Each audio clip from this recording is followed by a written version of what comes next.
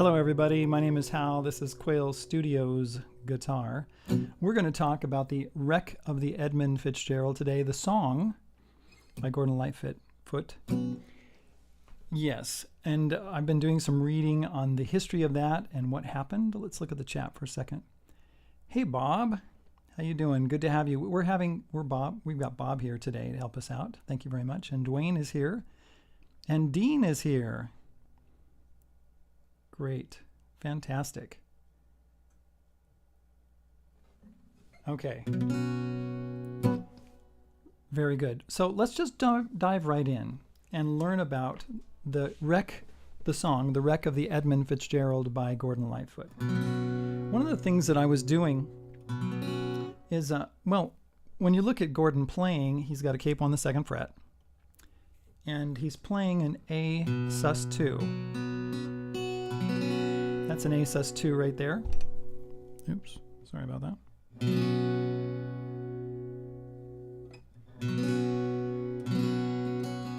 It's like an A chord without the B string pushing down. You just play it open. Hi Matthias, how you doing? So A string open, D string 2nd fret. This is in relation to the capo on the 2nd fret. I could take the capo off. Do you think that would be a good idea? And just play it without the capo? This is the way he does it though. So open, 2nd fret, open, open. That's your A sus2. Now in the introduction it sounds like this.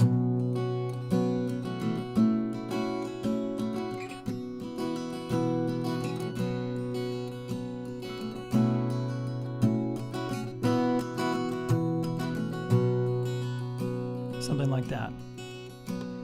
Now this chord right here, I think is like a G6 with an A bass. You got an A bass there. And then you have the 3rd fret on the B string, 4th fret on the G string, and the 5th fret on the D string. And the open E. The open E is what gives you your 6. And then we go to I like playing, instead of just a D chord, I like playing a D sus2 with an A bass. A bass, D open, 2nd fret on the G string, 3rd fret on the B string, and then open E. I like that chord. Back to A sus2. So here's your intro. Ready, and...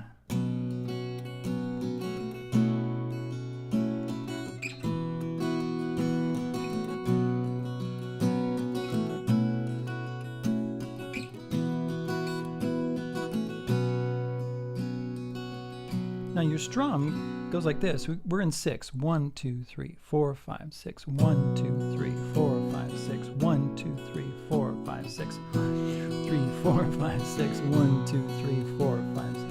1, 2, 3, 4, 5, 6. 1, 2, 3, 4, 5, 6. 1, 2, 3, 4, 5, 6. 1, 2, 3, 4. The legend lives on from the Chippewa on down of the big lake they call Gitchagumi. Move this because I keep running into it. Give me a sec here. Just keep going boom, boom, boom. Don't know if you can hear it, but I can hear it. I just need to move it back just a hair. There. All right, so the chords right there. A sus2 again. E minor. I'm using these 2 fingers for my A sus2, and then these same 2 fingers going down to the E minor. Now I could use my 1st and 2nd finger instead of the 2nd and 3rd finger. I could do that.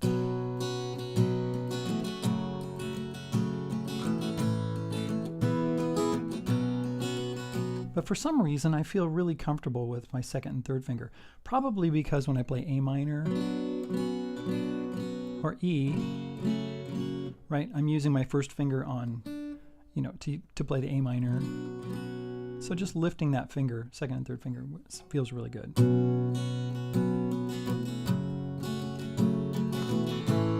The G chord, what I normally do with the G chord is that I play it with my second and third finger again. Third fret, E string, third fret, E string. I don't worry about my first finger. I just mute the A string with my second finger, like that. Sounds really good.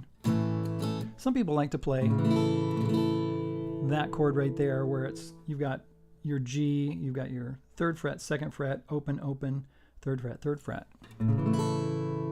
That's okay. You can do that if you want to. I like this better though. Hey, is Lisa here? Matthias is here. Did I say hi, Matthias? Where's Lisa? Oh, there you are. Hello, Lisa. Thanks for coming. Where were we? Oh yes, G. And then you got a D chord. I love to play my D chord with my second, third, and fourth finger like this. And then I lift up my pinky, my fourth finger, and then just go back to A sus2 like this. See that? So A sus2, E minor, G, D, oops, back to A sus2, capo on the second fret.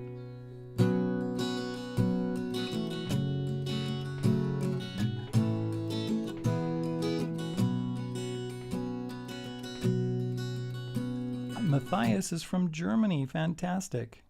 Thanks for coming along, Matthias.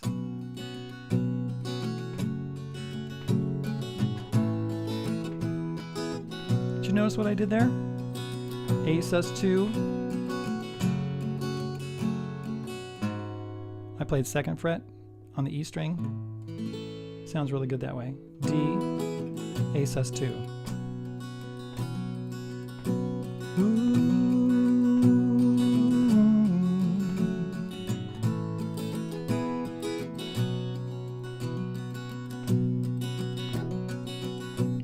You're the one, Matthias? You're the request from Patreon for Wreck of the Edmund Fitzgerald? Fantastic. Yes, I got the lead sheet finished. Sent it out today. So I worked on the Wreck of the Edmund Fitzgerald before. We talked about it.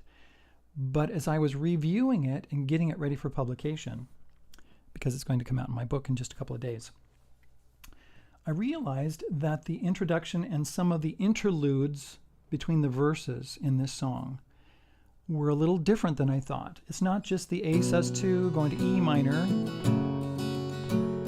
G. So the introduction and the interludes are a little different. You have that.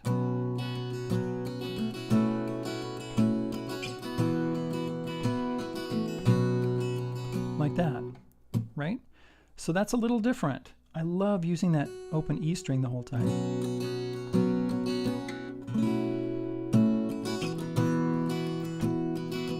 Now you will find contradictions to what I'm saying here in Ultimate Guitar, and it'll say that, you know, to play it a little bit differently. There's different versions there.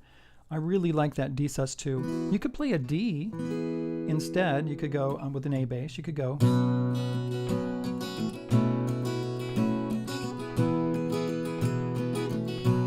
Right? That sounds good.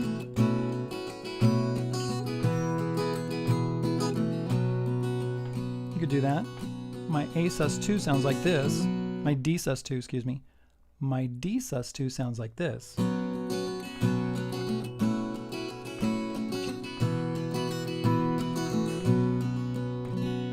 Now, there's another way that I could play it that I kind of like, using the D chord like this. Right, it's a first inversion. D right there on the D string, G string, B string. What we do is we play the fourth fret on the D string, second fret on the G string, third fret on the B string. So it would sound like this.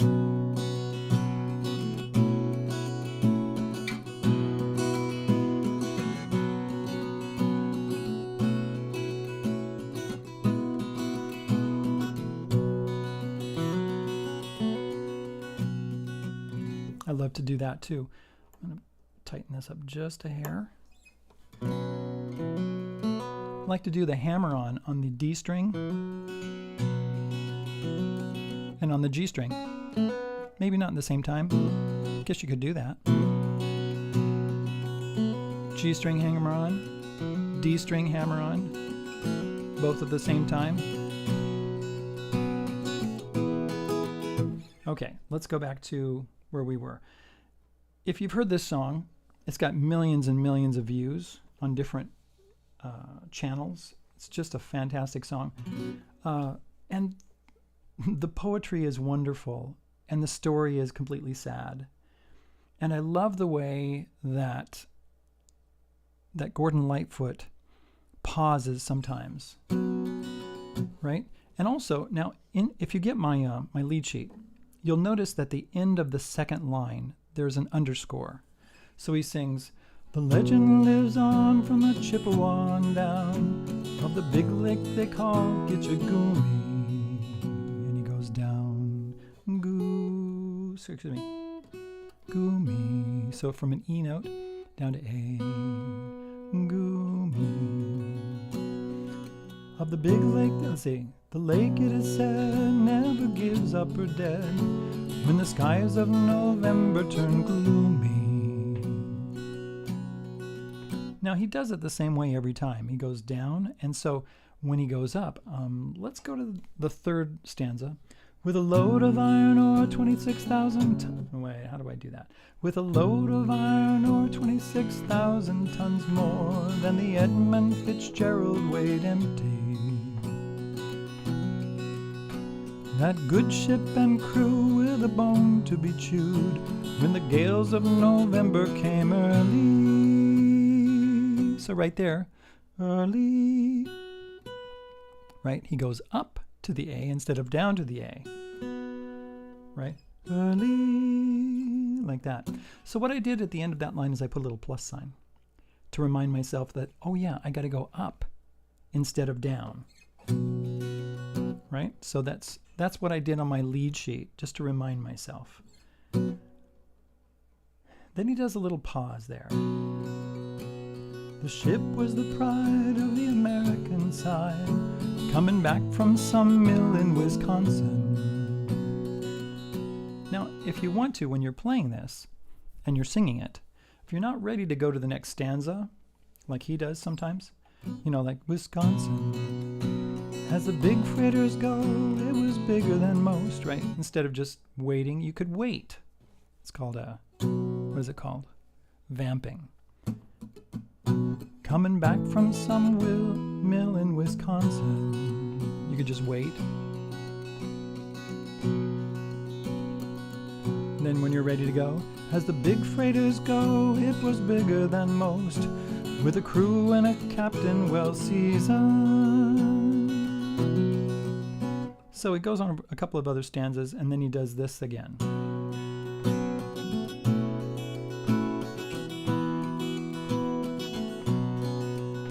Now we talked in the beginning of this, we talked that this is in 6/8 time. 1, 2, 3, 4, 5, 6. Let's slow it down. 1, 2, 3, 4, 5, 6. 1, 2, 3, 4, 5, 6. 1, 2, 3, 4, 5, 6. 1, 2, 3, 4, 5, 6. You'll notice that I'm accenting 1 and 4. 1, 2, 3, 4, 5, 6. 1, 2, 3, 4, 5, 6. 1, 2, 3, 4, 5, 6. 1, 2, 3, 4, 5, 6. And on 1, I'm hitting the bass note, even when I'm going into the verse.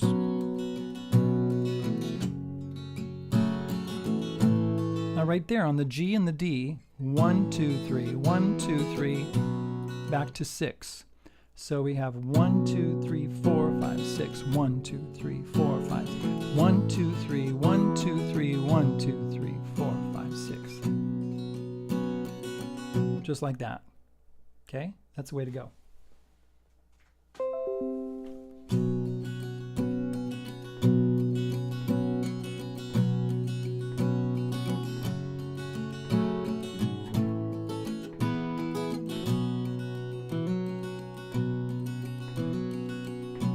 Yep. All right. I was just reading the comments right there.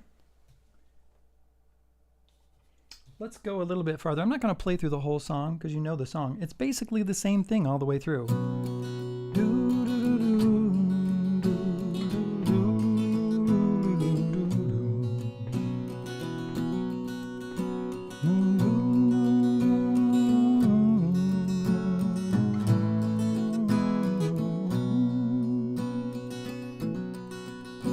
Right? So he does these interludes. In the next section, it goes, when he gets done with the verse, with the stanza, when the afternoon came, it was freezing rain, in the face of a hurricane west wind. And it does this.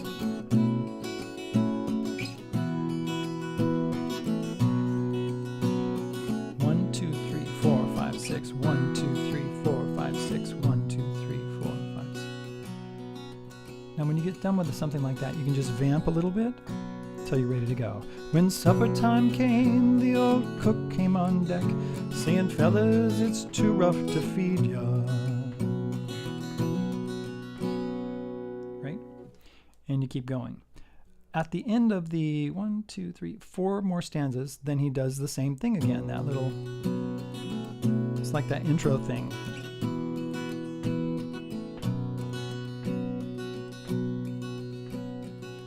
And he kind of holds that before he sings, does anyone know where the love of God goes when the waves turn minutes to hours?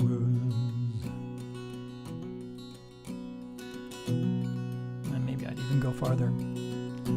The searchers I'd say they made Whitefish, they'd have made Whitefish Bay if they put 15 more miles behind her. Now when you get my lead sheet, you'll notice that the chords are over certain words. And when there's more than one, what is it called? Syllable.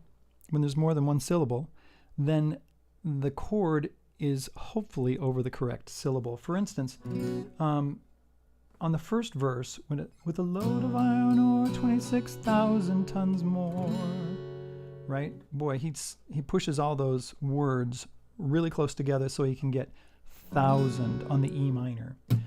With a load of iron ore, it's 26,000 tons more. And you have to do that in 6 beats. 1, 2, 3, 4, 5, 6. 1, 2, 3, 4. With a load of iron ore, 26,000. Wait. With a load of iron ore, 26,000 tons more. Right? And if you can't do it right away, then you got to practice it, like I'm doing right there. Da, da, da, da, da, da, da. And those chord changes are always on a strong beat. Excuse me, what am I trying to say? The chord changes are always on an accent. Edmund Fitzgerald weighed empty, right? Gerald, Fitzgerald. Fitzgerald weighed empty. Empty, right? The accent's on M. Okay, let's go to the last part. Ah, yes.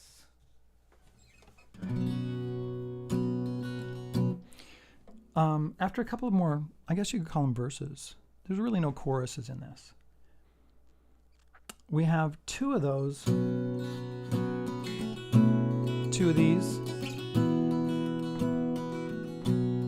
before the last verse.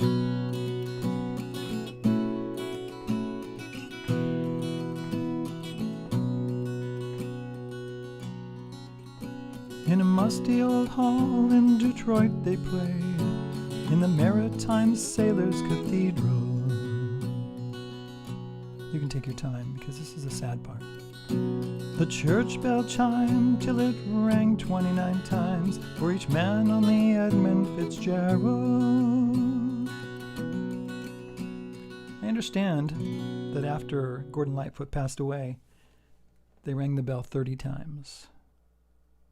Once for every crewman that died on the Edmund Fitzgerald, which was everybody, and once for Gordon Lightfoot.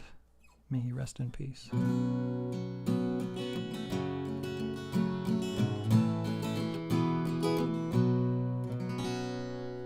Hello, Jay. How are you doing? Jay says, thank you, Hal. Love this song. So enjoyed Let It Be as I do many of your lessons. I'm 61. Oh, and learning all the songs I loved from my youth. Thanks so much. I do play this song much better after this. Fantastic. I hope we all do. And you know what? When I'm playing a song and I play it over and over, I get better at it. And, you know, I've got the words in front of me and all the lyrics and the chords and all that kind of thing. And you'll notice that I've had a little bit of trouble getting the words and the chords to line up perfectly. It's because I haven't played it very much. You know, just a few times. Maybe only about 15. Right? So I would normally, when I'm playing something like this, especially like that one with a load of iron ore 26,000 tons more than the Edmund Fitzgerald weighed empty. Right? I would actually work on that over and over until so I could get it. I gotta push something over here. Give me a sec.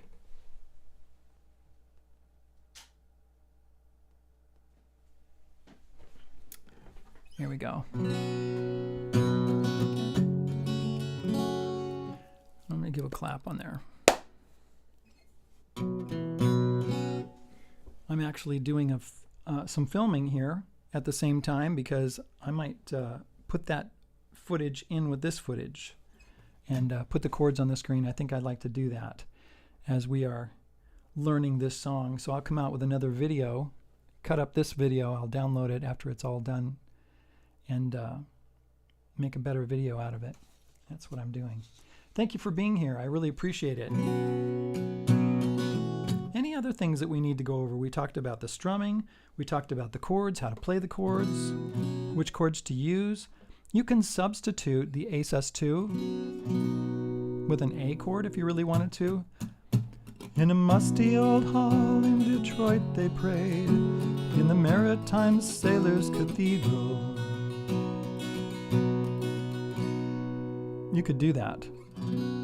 Sometimes it's nice to like use substitute chords instead of the same chord all the time. The A sus2 is kind of haunting. It's really amazing. But would there be a place in this song where an A would be really good? How about the verse before? Lake Huron, how do you say Huron? Huron? Lake Huron, Lake Huron rolls, Superior sings, in the rooms of her ice water mansion. Old Michigan steams like a young man's dreams. The islands and bays are for sportsmen. Like, okay, I'm just using an A. What does that sound like? And farther below, Lake Ontario takes in what Lake Erie can send her. And the iron boats go, as the mariners all know, with the gales of November remembered.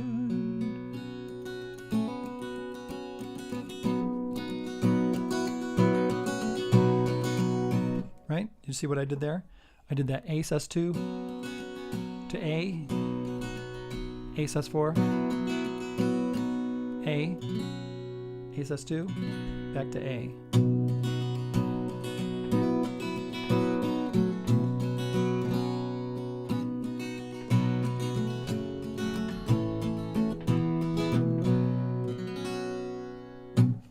There you go. Bob says, I like to use the D and sus2 as well. It drones the high E. The D sus2 has that drone, high E drone. If you use the D, you're playing the second fret on the E string, which can be interesting. So use your creativity on this, okay? You know, decide, play with different chords. So just really quick, the A sus2, don't be afraid to hammer on any of those. Right? On the D, you can hammer on from the open D to the second fret.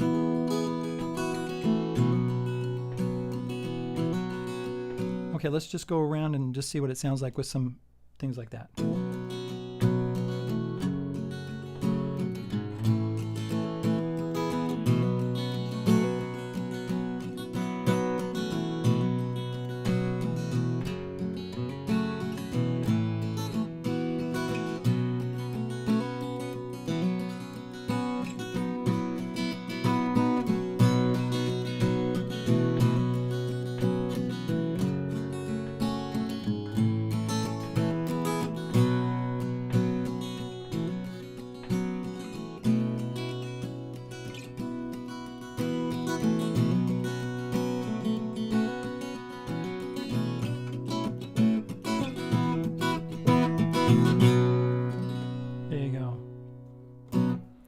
Thank you very much for being here. Thank you very much for commenting and for doing all the things you do. I really appreciate your support.